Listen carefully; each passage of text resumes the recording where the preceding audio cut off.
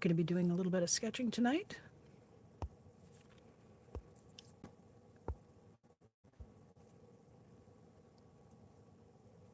And welcome back. I'm been away for about a week, but it's good to be back.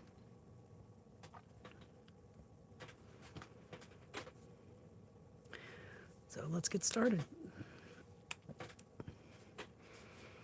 Hello to everybody on Replay Crew.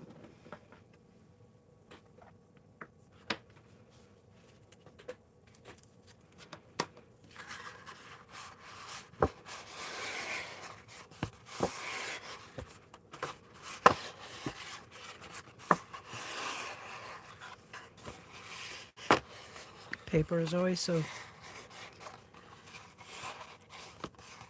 stiff. It feels like a towel that's been dried on a clothesline. So I like to soften it up a little bit. Helps it lay flatter. Hi there, welcome in.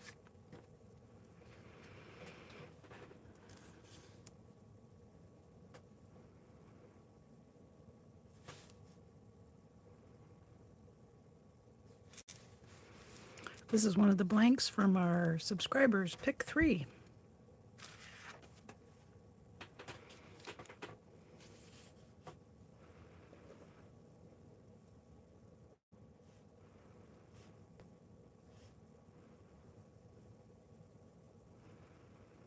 Hope everybody's been well.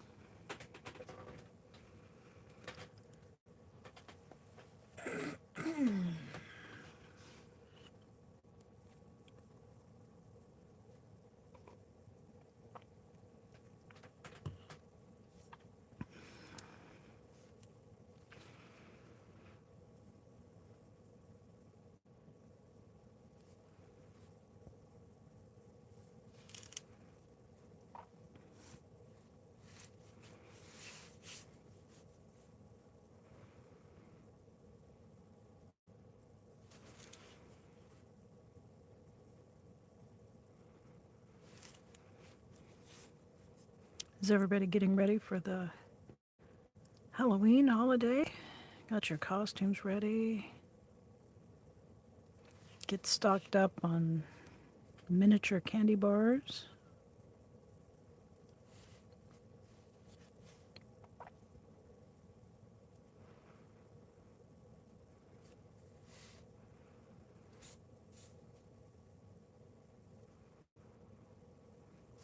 Hopefully we'll have decent weather for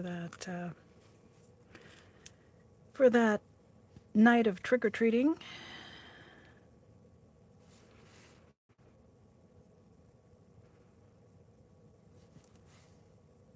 Always seems like you get your costume all squared away, and then, at least out here in the Pacific Northwest, that's when the rain starts coming in.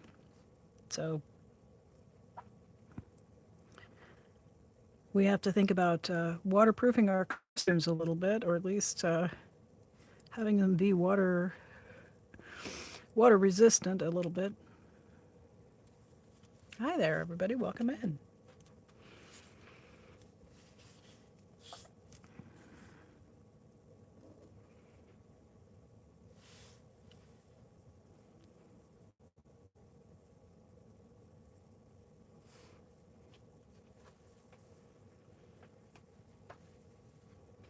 I'm working on a pebble painting today.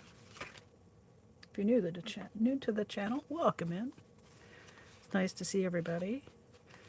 When these paintings are done, the pebbles get outlined. Sometimes I'll take a little bit of watercolor paint and add some highlights and some shadows. Each one is a little bit different because it starts with just blobs of paint splashed around on a colorful background, and then I take a pigment pen.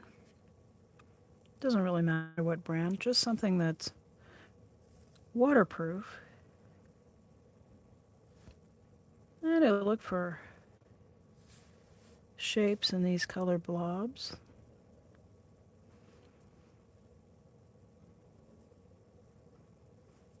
And the next step will be to add more media. I usually work with water-based media, so that's why I want the pen to be permanent, so that the next step doesn't lift up the outlines, and that would make a pretty big fuzzy mess. So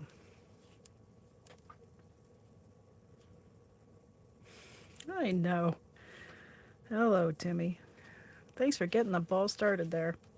Some nights it's just quiet. And that's okay.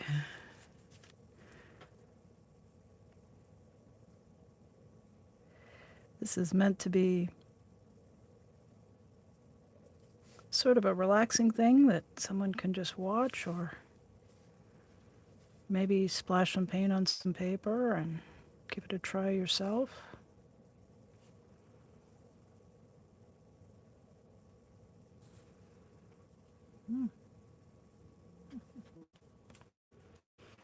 Oh, now I see it.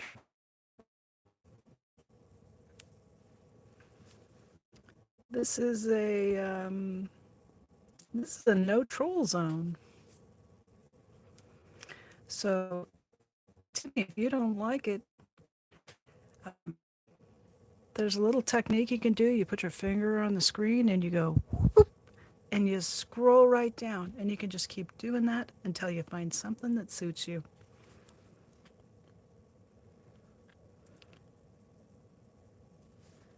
And maybe you want to click through to my channel and check out my watch. See how many watches I've got, because I bet my channel's got a few more than yours does.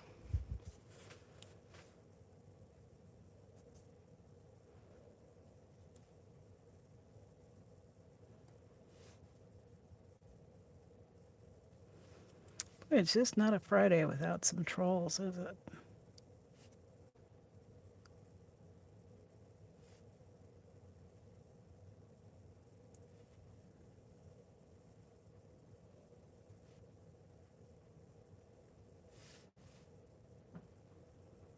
Anybody else who's hanging out for art?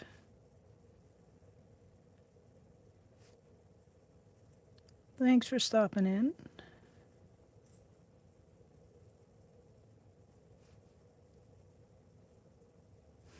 Hope you've had a chance this week to make some art of your own, or at least think about it.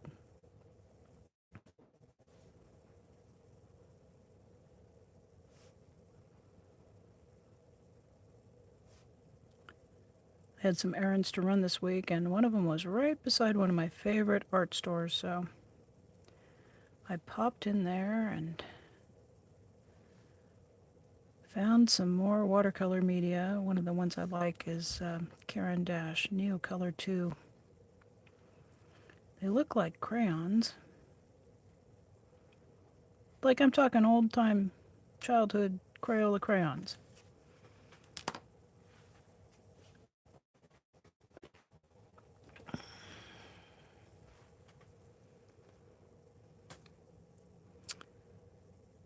But you can put them on paper, add a little water, and they turn themselves into watercolor paint. So that's a lot of fun. And I was able to fill out my assortment with some colors that I've been looking for a while.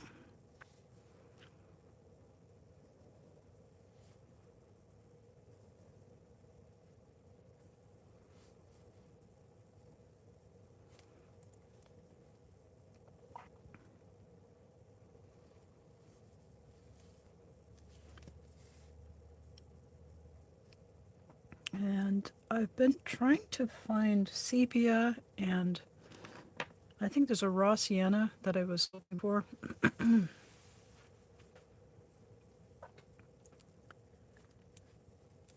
And I think I've been looking for sienna for 6 months anyway. I finally just decided that they're not going to get it in stock, so I went online and ordered every color in that line that I don't have. And those will probably be here in the next couple of weeks.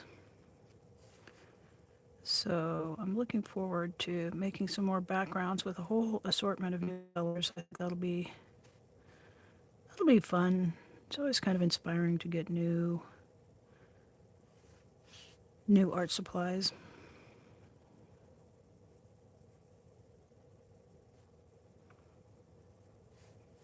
I know the local art store, it's a small independent store, and they stock fine art materials like oil colors and or oil paints and watercolors and lots of canvases, things that you can't find at the chain hobby and craft stores. And if you live in a community that has one of those stores, I hope that you're able to support it. Buy what you can from them. Because the big box stores, the places like Michael's, they really have a limited selection of fine art supplies. I think we're coming to the day where we're going to only be able to find things online, or what in the past was mail order. And we're not going to have those little art supply stores to go into, which means no classes, no putting your hands on the art supplies and getting a look at them, nobody to demonstrate them and show you tricks and techniques. So please shop locally when you can.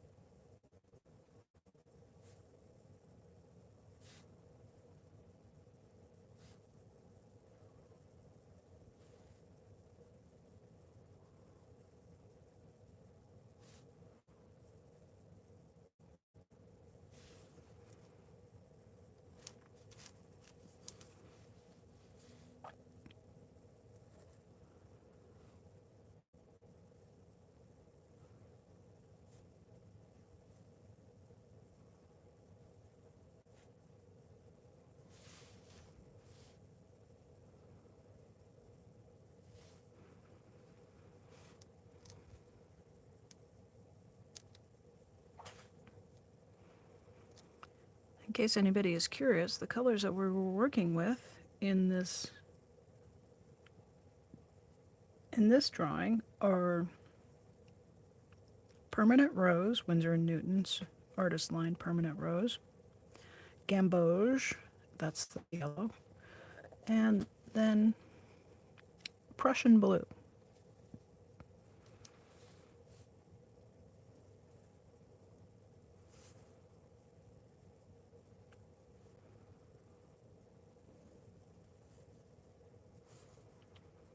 Last night I came in with some water and I softened up the areas. I re-wetted. The Prussian Blue looked quite dark the last time we were looking at this blank. And so I just flooded the area with some water and used a paper towel to pick up that color. Sometimes those dark areas are just too dark.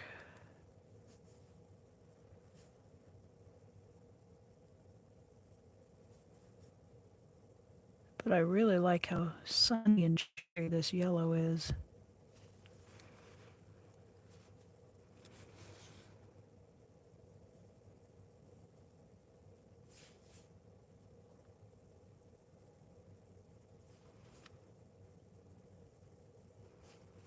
In the areas where the yellow and blue are washed over each other, it should have been a bit more Well, I was hoping, I don't know if that it should have been, but I was hoping it would create some lovely greens. And sometimes when you're mixing watercolors, it really makes a difference. You can't just grab a yellow and grab a blue and get a nice clear green. It really makes a difference which ones you choose. So,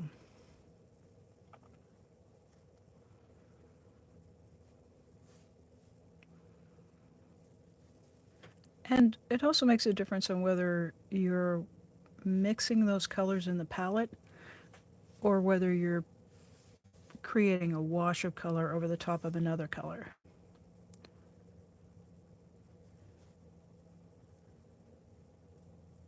So, learning how these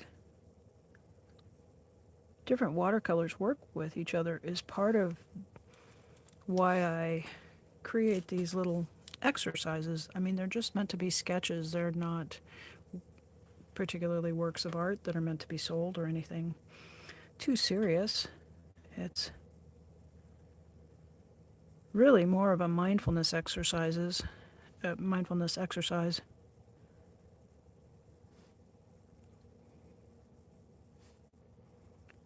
Tracing these shapes helps me improve my concentration. Of course, the more you do it, the more you develop your hand-eye coordination as well.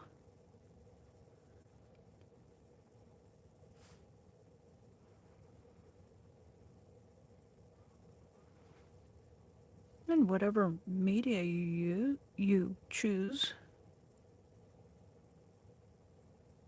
will have different properties.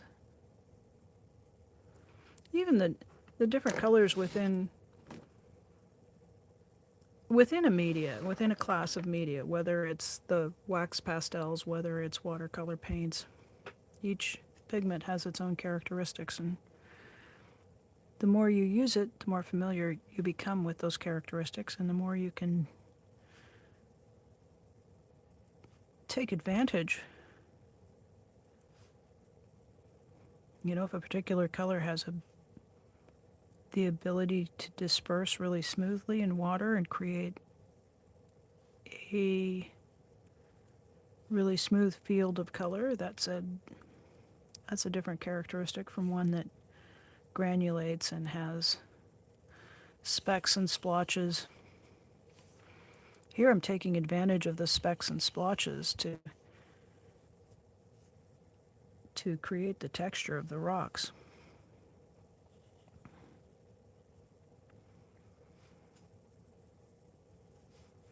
So I encourage you to get your materials out, go ahead and play with them, go ahead and, especially watercolor, there's so much watercolor in a tiny little tube.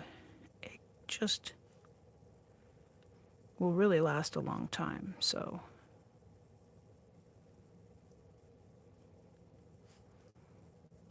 you've got an abundance of material to play with when you're working with watercolors.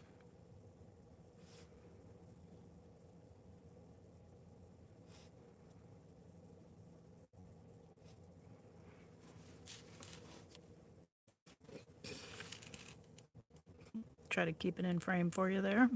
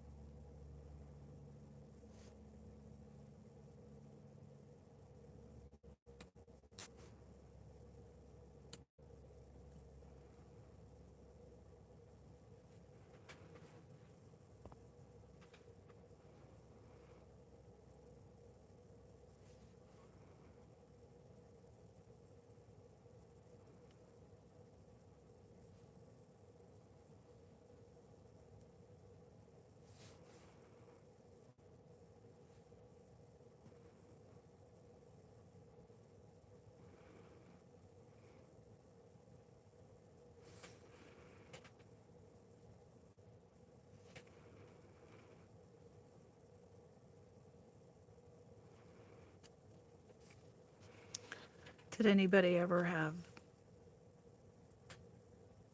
candy that was shaped like rocks as a kid.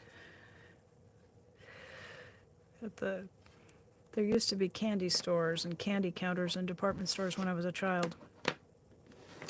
Not so much anymore. There's a few department stores, but I can't remember the last time I saw a candy counter. But there would be displays behind glass and all these different things that you could choose. Swedish fish and orange and something called bridge mix, which is definitely old people candy. It was even when I was a kid. But every once in a while, there would be a selection called rock candy, and it was just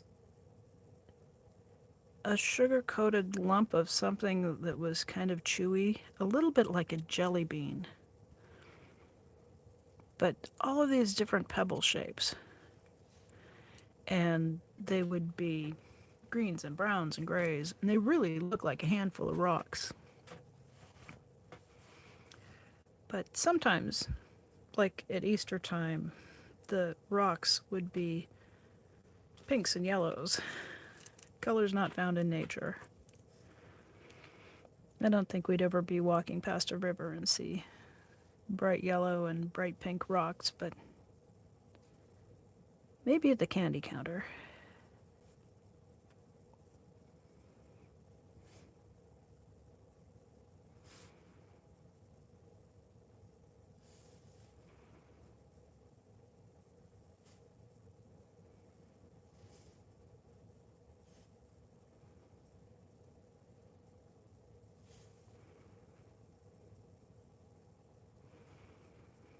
So I guess this might be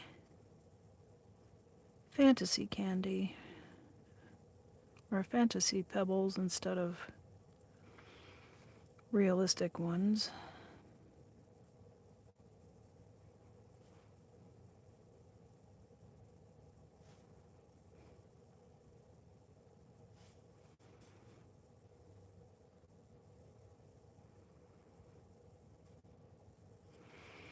Yeah, I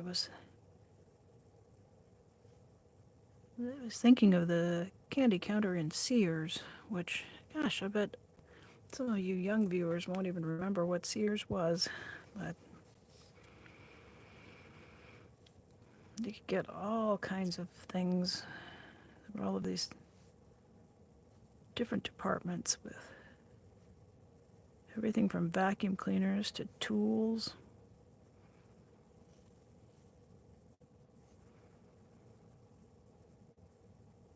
A candy counter where they would pop popcorn, so you'd come into the Sears store and it would smell like fresh popped popcorn, almost like movie popcorn, but better.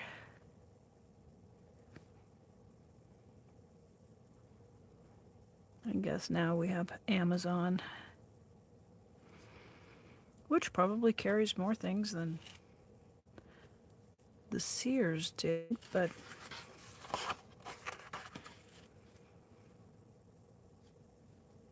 you could walk around and take a look at stuff.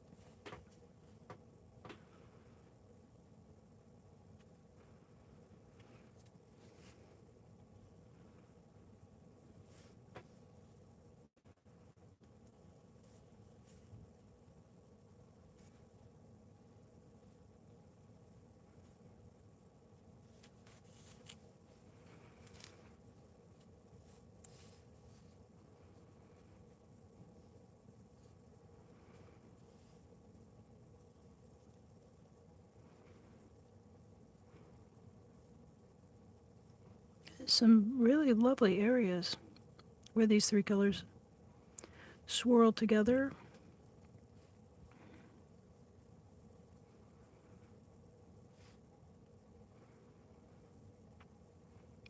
The permanent rose is quite vibrant.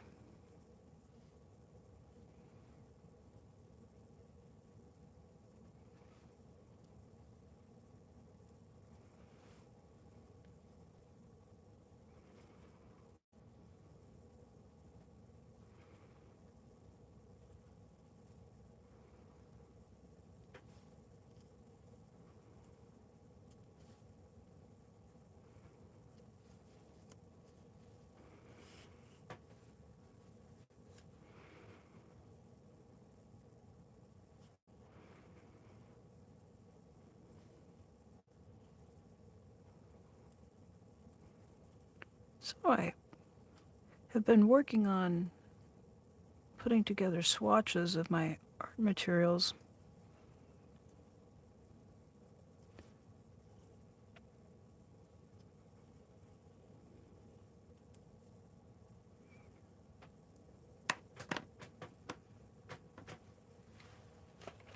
It helps when you go to buy new stuff if you know what you already have at home. So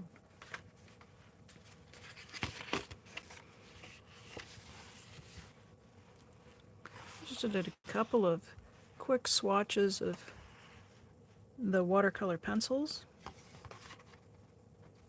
So I've really been enjoying working with that media. I think it's quite helpful to finish off the Pebble drawings. And it's a little bit of a challenge to find open stock watercolor pencils, but I did find a couple of stores that were stocking those. And so I got a handful of the Faber-Castell Albrecht Dürer artist grade watercolor pencils. So we'll put some of these to use. And I'm quite pleased at how much pigment they have and how beautifully it covers not only the smoothness of the area where you lay down the color, but then adding some water and drawing the pigment across. Compared to the student grade colors, and you can see there's a little bit more of a distinction between the area where the pencil lays down. And then when you add water and try to draw that color out, some of these, it doesn't want to lift up off. It softens nicely in the area where the pencil's laid down, but I really noticed quite a difference in the artist grade. So, and then also I've spoken before about how good the quality is for a very inexpensive brand, Crayola, and you see really good dispersion and quite saturated pigment for Crayola, and it's one of the most inexpensive brands you can buy. So I always like to give things a try. You know, the color in Crayola is going to be pretty much like a Crayola crayon. Primary color. There's nothing sophisticated about them. But if you want a standard orange, a green, a blue, Crayola is going to deliver, and it's going to do it at a very very low threshold, right? It's just going to cost you maybe $1 or $2 to get a box of the Crayola watercolor pencils, and you can compare that to the quality of these Albrecht Dürer pencils. They cost $3.35 a piece. The Crayola probably came in a pack of 6 or 7 for $1.25, and you can probably find them even maybe even a little bit more economically around school supply buying time. So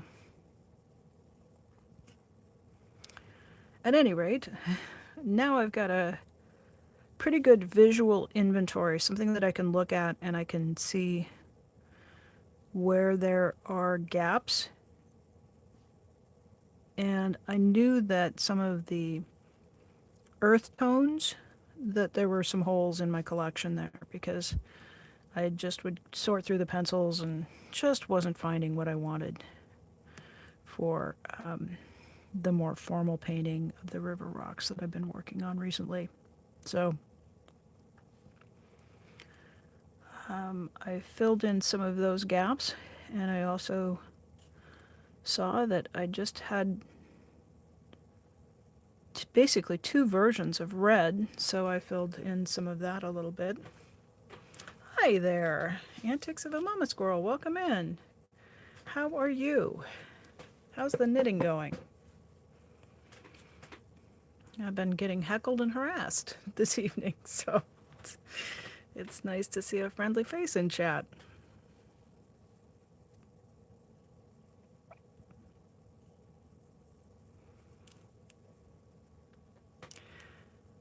I know. It's my pay for going into the vertical live feed, and somebody uh, somebody came in looking for a lively chat and didn't find it and thought that should be. He thought that should be up for discussion. So I showed him how to scroll and gave him a little boot out the door. Right? And it happens every time if I go live on a Friday, it's just par for the course. But the other side of it is that I also often will pick up some new subscribers, and there will be some arty people who find their way in here through the vertical live feed. So I'm not going to let a few people with bad attitudes ruin that, because it's been working. Well, thank you. Thank you. These are colors that the chat chose for me when we were doing a pick three. This was Gamboge, Permanent Rose, and Prussian Blue, I think, is what we've got here. So, yeah. I think they did a great job for me. It was a nice lively combination. Left to my own devices, I kind of go, well, that one's a little bit bold, but I tend to go with the blue, green, purple, more of those earthy tones. And I do love purples. So it was kind of fun to just have somebody else pick those out. And what I did was just put the color swatches up, and I think I put that in the community tab, and then folks left comments, and we spent a couple of live feeds just creating these backgrounds, and people seemed to have I know I had a good time. It was pretty fun. So you dropped a stitch. Did you catch it? And I always like to use a crochet hook and then just kind of work it back up. I tend to do 27 things. Other than rip it out, because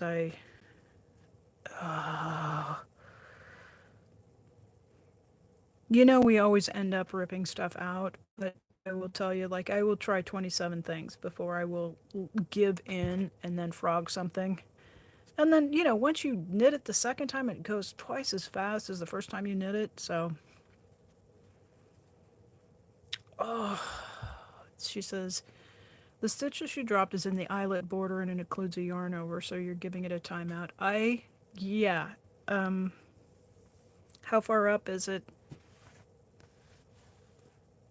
Like 20 rows or like 5 rows? Or are we not talking about it? Right? I know. I will tell you though, I know you're capable of giving yourself a permission slip to just sulk about it and to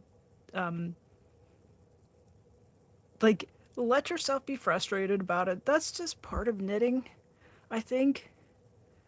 Um, and then when you're tired of feeling cranky about it, just frog it and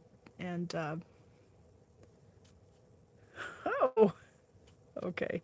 So you don't actually have to like engage with your temper fit for very long before you'll just yeah. I think every knitter's been there. You're not alone. You're not alone.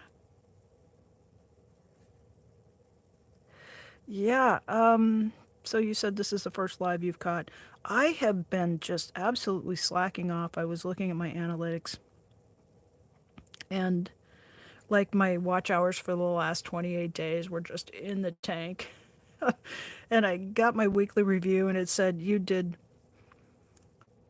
one short and 5 community posts and one video, and I like to try to do 3 a week, 3 live streams a week, and I usually do them,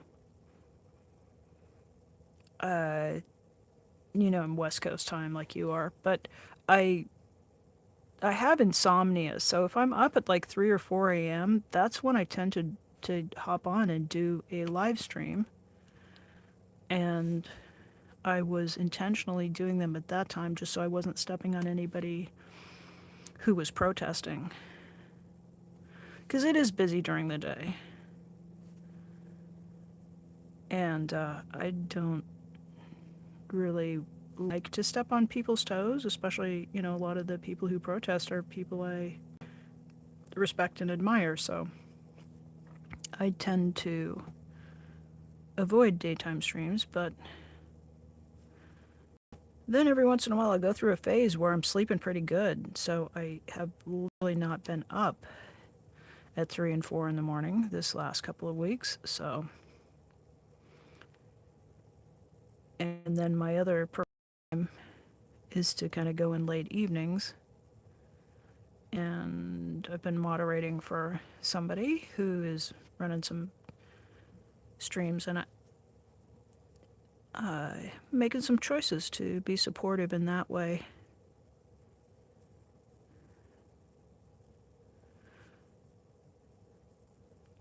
But I'm trying to get back into it, and I've gotten a couple of messages from people who are like, "We haven't seen you streaming. What's going on? Are you okay?" I'm good. I'm fine. It's all good.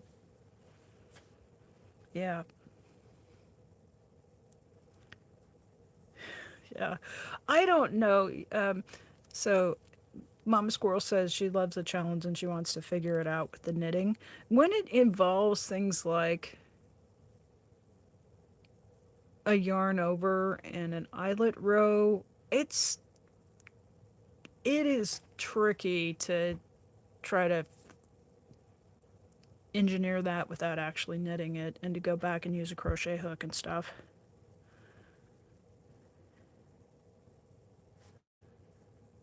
It's like when you're in the middle of a lace pattern, which I like. I really enjoy knitting a lace pattern, especially if it's got a repeat of only like 4 or 5 rows. I don't love ones that are like a 20 row pattern, but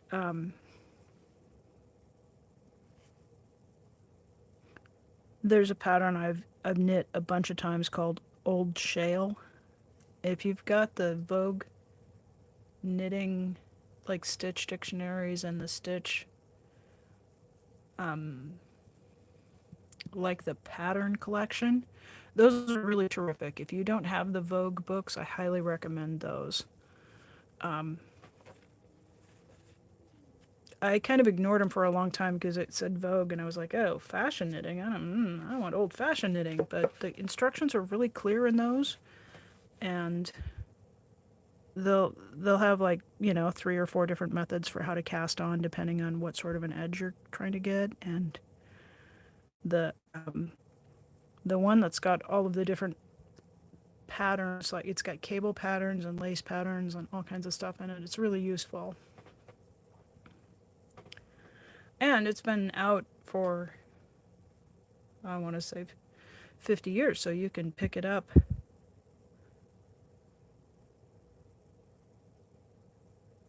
Okay. Yeah, so you can pick it up in a used bookstore for, half price. So or Amazon.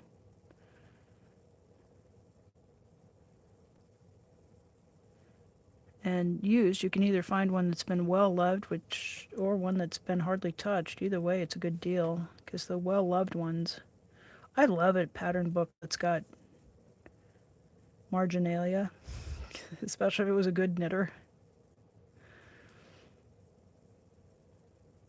Anyway, if you look at a pattern dictionary, there's a lace pattern called Old Shale, and it just does kind of a zigzag with a row of eyelets, and it's really lovely.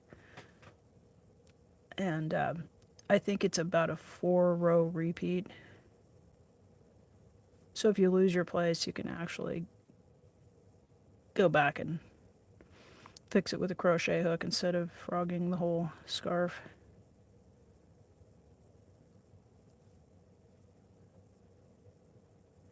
How's your bronchitis? Are you feeling better? I hope you're feeling better.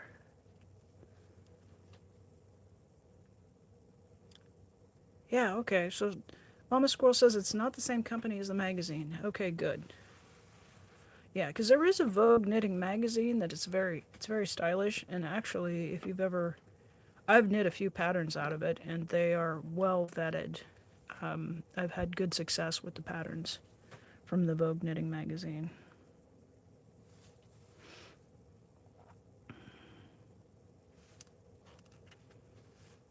Yeah, right. It's so simple and it's so gorgeous. I've done it a couple of times in a scarf using a mohair blend, so it's a little bit fuzzy, and I don't know, it's just a really satisfying pattern to knit. There's something about the way it comes off the needles, and it does that undulating sort of a thing, and yeah, exactly. Yeah, just but like a not a big halo, just a little bit of a halo. I used a silk nylon mohair blend, so it had sheen and fluff and strength. I mean, everything but crimp.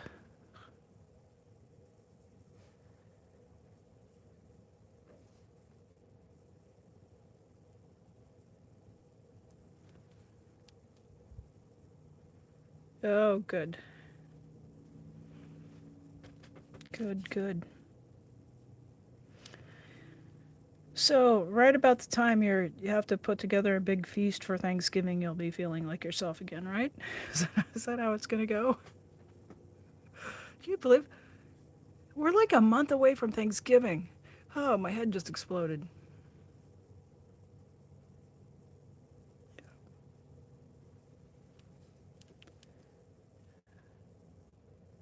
I do like a little bit of mohair, and I love hand knits that are just cuddly and fuzzy, and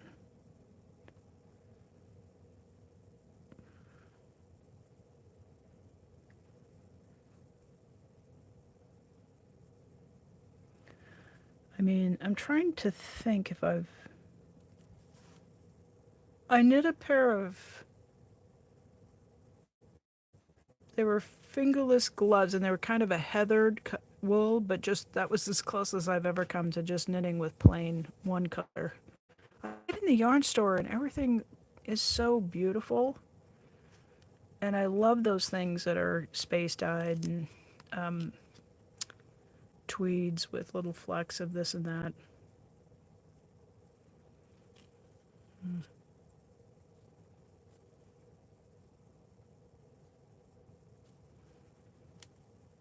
You mean okay? I'm reading the chat here. So it's the worst year most years. It's like high 80s when we get a second summer. You mean at Thanksgiving it's like high 80s at Thanksgiving? Oh my goodness, that's wrong.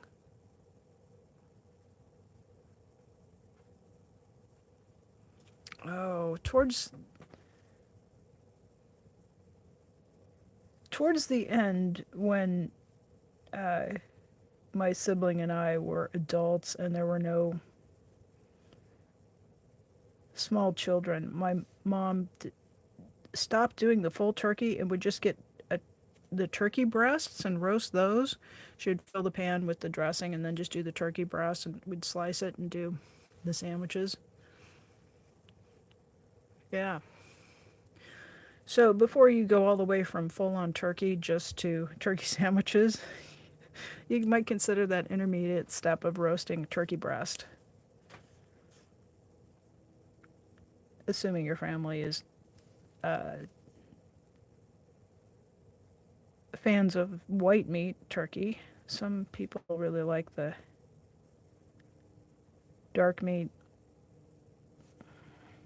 and they can have mine because I'm not a fan of the dark meat. Oh, okay.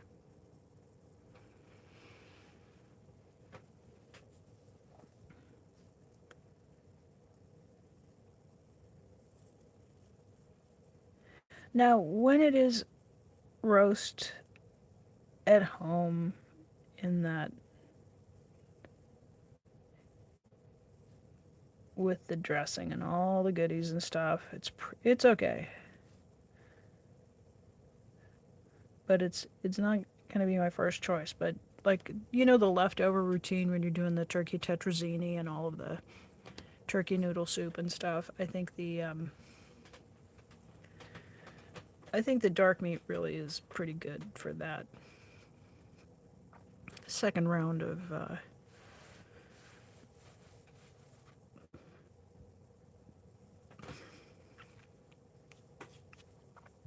My mind is just boggling at the thought of roasting an entire turkey, actually.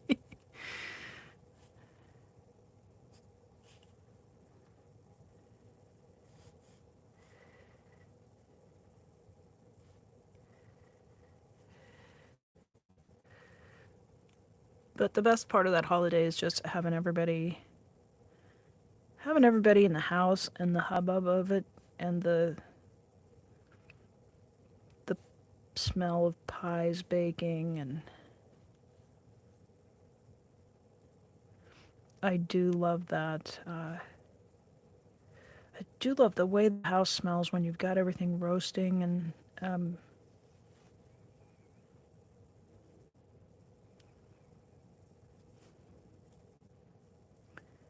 my mom was the one in the family who would put together the feasts, and we would do Easter, Thanksgiving, Christmas, and very often New Year's Eve. I think it was just a nice holiday. Very few people would have to work on New Year's Day, so just an excuse to fill the house with people. And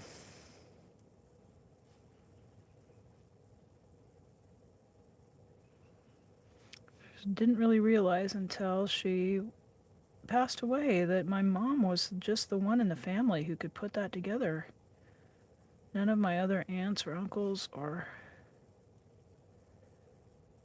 nobody's really been able to get a crowd in the house like my mom could. So embrace those holidays while you can. You just don't know. I think I might have taken it for granted a little bit, just assumed we would always it just never occurred to me that we wouldn't gather for holiday feasts and celebrations. But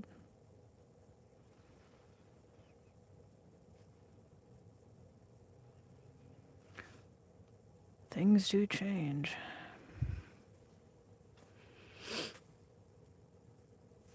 Hmm.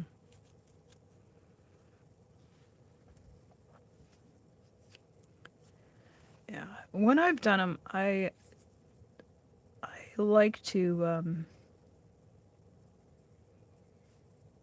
get everything off the bird, everything off the carcass, like right after the meal while it's still warm, because it comes off more easily at that point. And then um, I just have a row of Ziploc bags and kind of portion like 2 cups of turkey meat out into each bag and then right into the freezer. Not all of it into the freezer, but quite a bit of it. And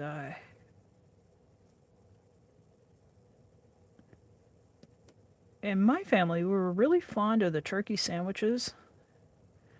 So whoever was dealing with the turkey would usually slice the breast meat for sandwich construction, and then we eat the big meal early in the day and have pie, and then sit and watch parades and games. And then once we started to feel a little bit hungry, we'd have turkey sandwiches for dinner with the turkey, and then I don't know if every family does this, but the dressing will get kind of solidified, almost like a savory bread pudding, right? And my mom would slice it kind of thin, and we'd put that on the turkey sandwich, and also some cranberry, the cranberry sauce that comes out of the can.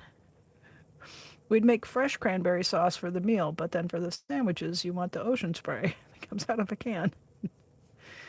So Thanksgiving dinner was always turkey sandwiches. And there's nothing that beats that variety of turkey sandwich. That's the best turkey sandwich you can get.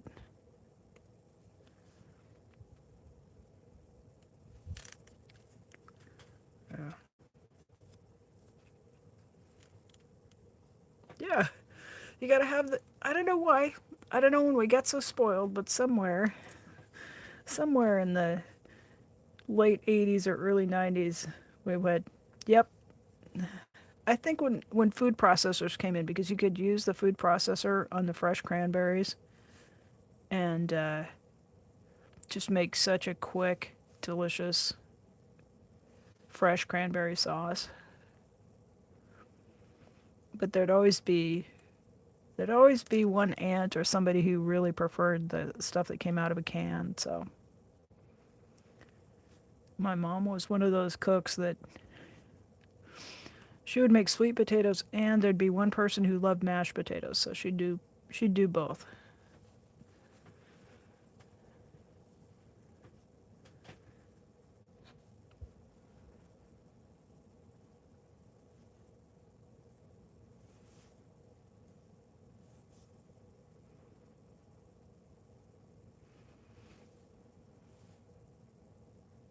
She was not a believer in only one starch. Nope, all the starches. Yep, and Brussels sprouts and green bean casserole. I'll tell you, I can't eat, that green bean casserole I'm talking about that has the French fried onions on it. Oh no, no, and the cream of mushroom soup or something. Oh, I can't eat that stuff. But it's like you have to invite it to the holiday table. And there's always three or four people who are just so excited to see that green bean casserole. So you just you you can't disappoint them because of the joy that they have with, oh, I only get to have this at holiday time. People are funny. And it is a joy to cook for people who are excited to eat what you're cooking.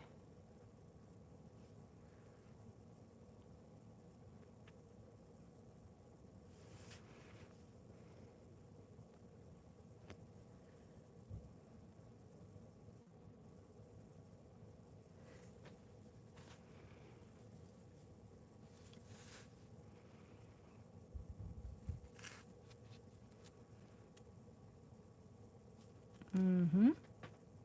Mm-hmm.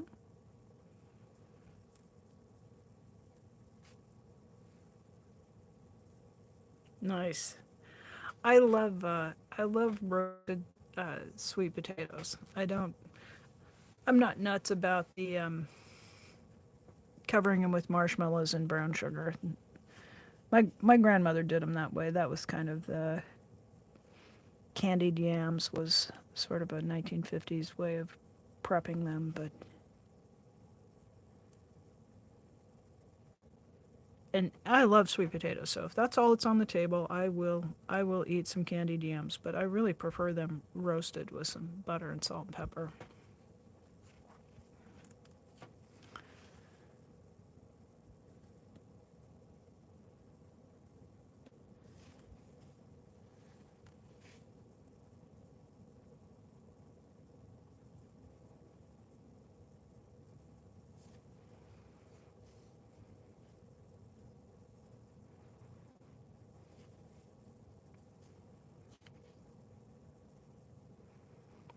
We did get my mom to give up on the jello salads. My grandmother would do jello salads.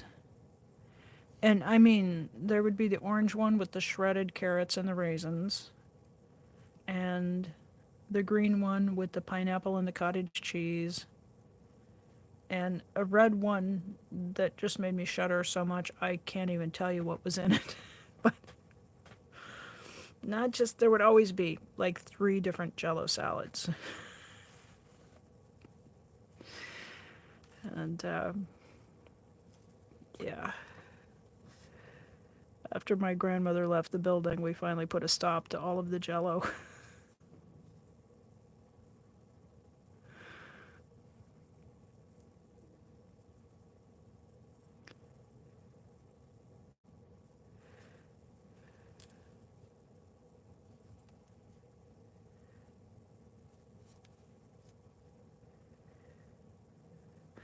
I'm probably yucking on somebody else's yum, but jello salad, it's you can you can have mine.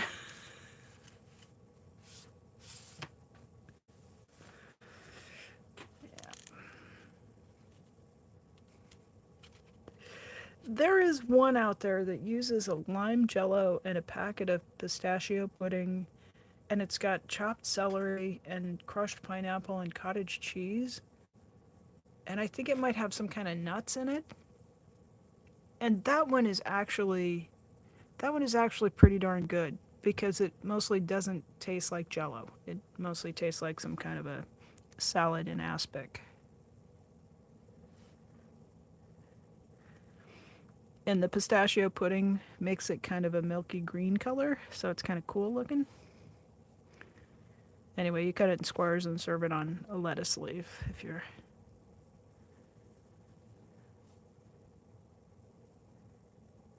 doing that church casserole routine is where that one made a lot of appearances.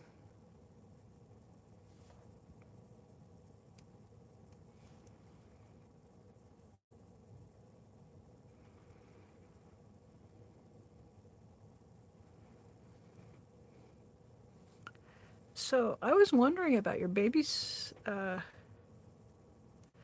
Um,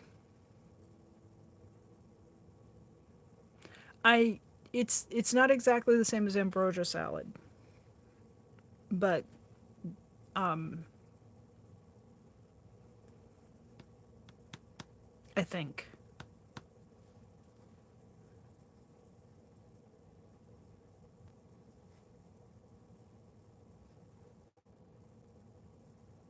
there is another one that's ambrosia, and it uses a tub of Cool Whip mixed into it. That's the one I've known as the ambrosia salad. Yeah. No, this one is green. It's like pistachio green. And the chopped up celery, like when you take a bite of it, the chopped up celery gives it this nice kind of crunch, and it's very salady and just vaguely sweet. It's not as probably if I had it today, I would think it would probably make my teeth hurt. It might actually taste a lot sweeter than I remember it being, but I grew up Lutheran, so and quite a few of the people in the congregation were actually from Minnesota and had emigrated out to, or migrated. I guess they didn't emigrate, but they migrated to Oregon. So they did like Minnesota Lutheran style potlucks at the church I went to as a kid, which I look back with a lot of fondness on that.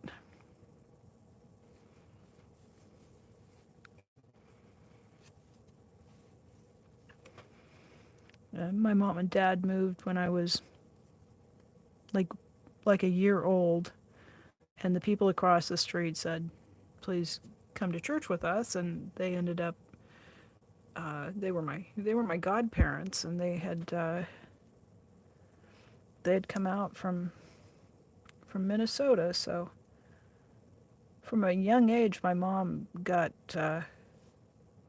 she got trained by the Minnesota church lady across the street. So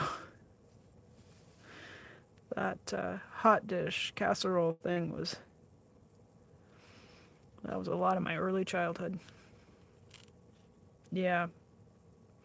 You know, we're of that age, Mama Squirrel, where it'll be like a week and a half and it'll pop in and we'll be going, oh, yeah, that's what it was.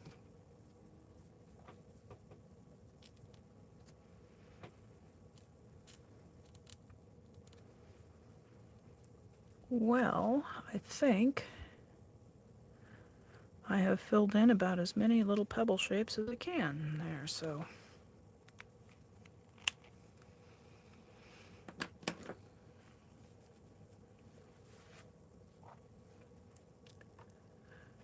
I think I'm going to wrap up here. And to um, anybody who's watching here tonight, Nance Drew is going to do a Friday night with a scary Halloween movie on her channel. So if you are a subscriber over at Nance Drew, I think that's going to be kind of fun for tonight. A little something different. She's been doing the firesides in the evenings to kind of have a relaxation break. We've had some,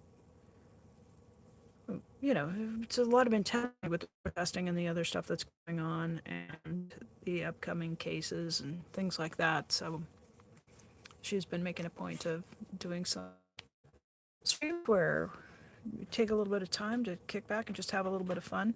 So I think that's scheduled for 45 West Coast time. So if you don't have anything, put that on your to-do list for this evening. And I want to thank everybody for coming in and watching.